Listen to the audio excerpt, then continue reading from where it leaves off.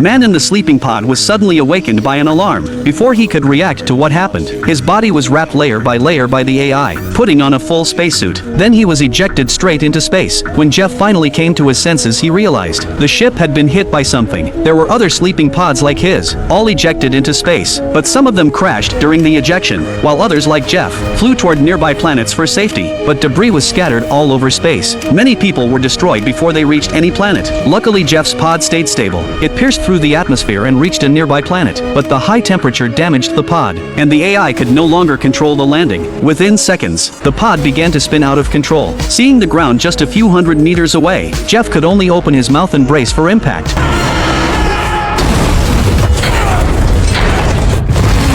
Fortunately, the ground was covered with sand. Jeff survived the crash with no major injuries, but the environment of this planet was extremely harsh. Through the pod's glass window, he saw storms whipping up sand and rocks everywhere. Jeff knew he was in for a tough time here, so he quickly sent out a distress signal through the communicator. But after waiting for a long time, there was no response. Just then, the pod suddenly shook, and the system sounded an alarm. The hard landing had damaged the pod's structure. It could explode at any moment. Helplessly, he grabbed the window breaker and opened the pod's glass door. But just as Jeff was about to step out, another accident happened. The pod shook again, and his spacesuit got scratched on the way out. Now the oxygen was leaking from his abdomen. Soon the oxygen level dropped to 42%. Jeff quickly found the repair spray and used it to seal the damage. But even though it was fixed, half of his oxygen was already gone. Before he could catch his breath, the pod's engine started smoking. Jeff hurriedly crawled out of the pod, but now where should he go? Before he could figure it out, he saw the spaceship he was on had also landed on this planet. Jeff couldn't believe what he saw as the ship crashed onto the surface. A massive shockwave swept across.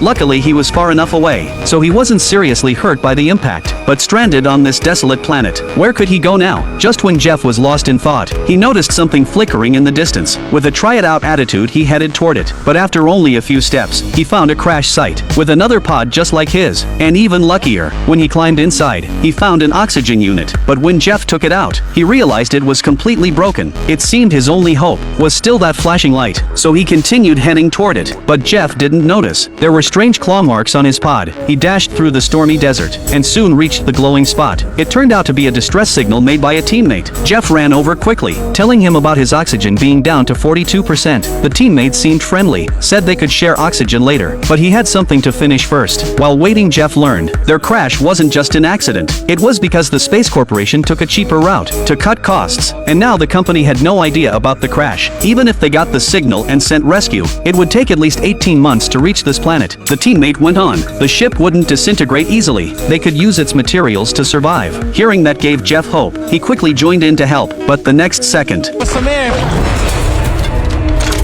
a monster suddenly snatched the teammate away. Jeff hadn't even heard it. When he turned around, the teammate was gone. He thought the guy ran off, not wanting to share oxygen.